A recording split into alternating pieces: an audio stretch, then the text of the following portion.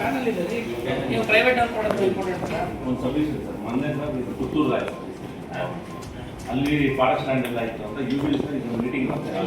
Because ಕೆಲವು ಸಲ ಏನಾಗುತ್ತೆ ಸರ್, NMC ನಾಮ್ಸ್ ಪ್ರಕಾರ.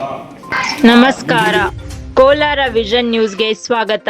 ಕೋಲಾರ ಜಿಲ್ಲೆಯ ಬಹುದಿನಗಳ ಕನಸಾಗಿರುವ ಸರ್ಕಾರಿ ಮೆಡಿಕಲ್ ಕಾಲೇಜು ಸ್ಥಾಪನೆಗೆ ಮತ್ತೊಂದು ಮಹತ್ವದ ಹೆಜ್ಜೆ ಇಡಲಾಗಿದೆ.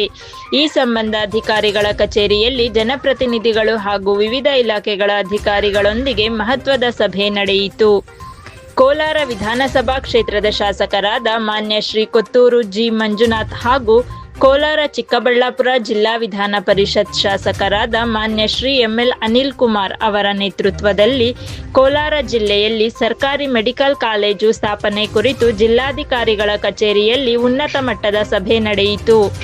ಸಭೆಯಲ್ಲಿ ಆರೋಗ್ಯ ಇಲಾಖೆ, ಕಂದಾಯ ಇಲಾಖೆ ಹಾಗೂ ಅರಣ್ಯ ಇಲಾಖೆಯ ಅಧಿಕಾರಿಗಳೊಂದಿಗೆ ಮೆಡಿಕಲ್ ಕಾಲೇಜು ಸ್ಥಾಪನೆಗೆ ಅಗತ್ಯವಿರುವ ಜಾಗ, ಆಡಳಿತಾತ್ಮಕ ಪ್ರಕ್ರಿಯೆಗಳು ಹಾಗೂ ಮುಂದಿನ ಕ್ರಮಗಳ ಕುರಿತು ಸುದೀರ್ಘ ಚರ್ಚೆ ನಡೆಸಲಾಯಿತು.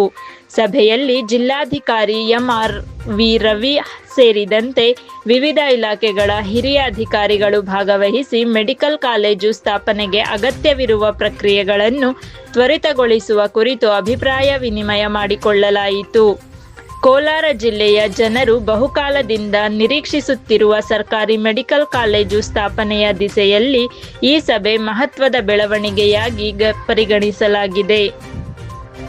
ಇನ್ನಷ್ಟು ತಾಜಾ ಹಾಗೂ ನಿಖರ ಸುದ್ದಿಗಳಿಗಾಗಿ ಕೋಲಾರ ವಿಷನ್ ನ್ಯೂಸ್ ಅನ್ನು ವೀಕ್ಷಿಸಿ. ನಮ್ಮ ಚಾನೆಲ್ ಅನ್ನು ಫಾಲೋ ಮಾಡಿ ಮತ್ತು ಈ ಸುದ್ದಿಯನ್ನು ಶೇರ್ ಮಾಡಿ. ಧನ್ಯವಾದಗಳು.